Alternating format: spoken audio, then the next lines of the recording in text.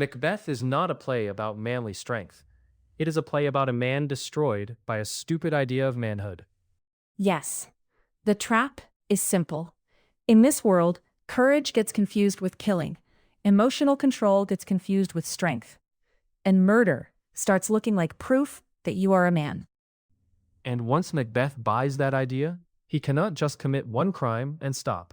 He has to keep proving himself to an audience that mostly exists in his own head. That is the key. The play is not praising hardness. It shows hardness becoming a prison. Macbeth keeps choosing violence because he thinks backing away would make him less of a man. People often flatten this into a broad point about ambition. That is too vague. Ambition matters, but the pressure point is masculinity. You can see that early. Lady Macbeth does not just ask him to act. She attacks his manhood. She says, in effect, if you were really a man, you would do the murder you promised. So the insult is strategic. She finds the weak spot. Exactly. Macbeth already wants the crown, but he hesitates. He knows Duncan is his king, his guest, and a decent ruler. He has reasons not to do it. Lady Macbeth does not answer those reasons. She reframes hesitation as unmanliness. And Macbeth has his own bad definition ready. He says he dares do all that may become a man, and whoever dares do more is none. That sounds solid for about 5 seconds. Because he does not hold that line, he knows there is a limit. He knows manhood should include restraint. Then he lets Lady Macbeth push him past it. The moment matters because the play shows him abandoning a better idea of courage for a worse one. So courage, at the start, could have meant refusing the murder.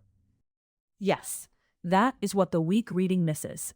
Macbeth is not trapped because he is too brave. He is trapped because he starts treating violence as bravery. Those are not the same thing. Then, after Duncan is killed, the trap gets tighter. He cannot relax into power. He has to defend the image. Right. Look at Banquo. Macbeth fears him not because Banquo is stronger in battle, but because Banquo is fearless without being reckless. Banquo does not need to perform manhood through slaughter. Macbeth does. So, Banquo becomes a threat just by existing. And Macbeth does not even kill Banquo himself. He hires murderers and talks to them the same way Lady Macbeth talked to him. That is one of the sharpest details in the play. He questions their manhood to push them into violence. He has learned the method. If you can make men think killing proves what they are, they become useful tools. So the disease spreads. It stops being one marriage and becomes a style of rule. Yes, Macbeth turns insecurity into policy. He governs through blood, because blood has become his language of certainty. If he feels threatened, he kills. If he wants control, he kills. Violence is no longer a means. It is his proof of self. And yet, the more he kills, the less secure he looks. Because the whole model is false. Murder cannot make him stable. An emotional shutdown cannot make him strong. You see that in the banquet scene. He is king, surrounded by guests, and one ghost breaks him in public. The hard man collapses because the performance has no foundation. That matters because people sometimes read emotional suppression in Macbeth as toughness. The play does not support that.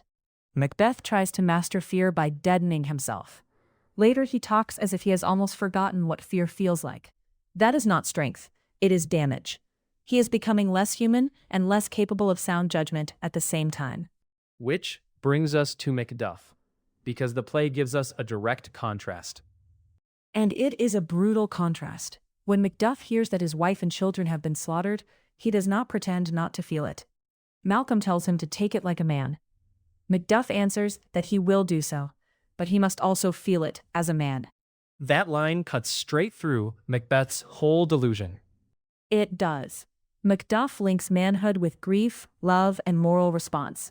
He does not become weaker by mourning. He becomes clearer. His pain sharpens his purpose. He fights Macbeth not to prove he is hard, but because something real has been destroyed. So the play offers two models. Macbeth thinks a man must not flinch, must dominate, must kill if challenged. Macduff shows that a man can feel deeply and still act decisively. More than that, Macduff shows that feeling deeply is part of acting rightly. Emotional deadness is not discipline, it is decay. Macbeth cannot absorb guilt, fear, or loss in any healthy way, so everything comes out as more violence. And that is why the ending matters.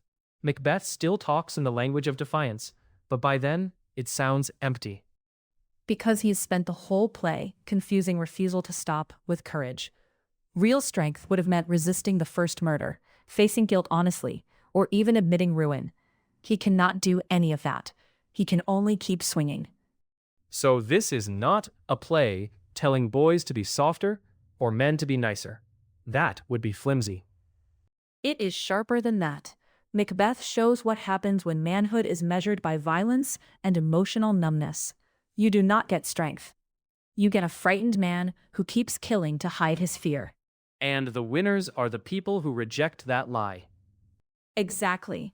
Macbeth turns masculinity into a trap, and the trap snaps shut the moment violence starts looking like proof of being a man.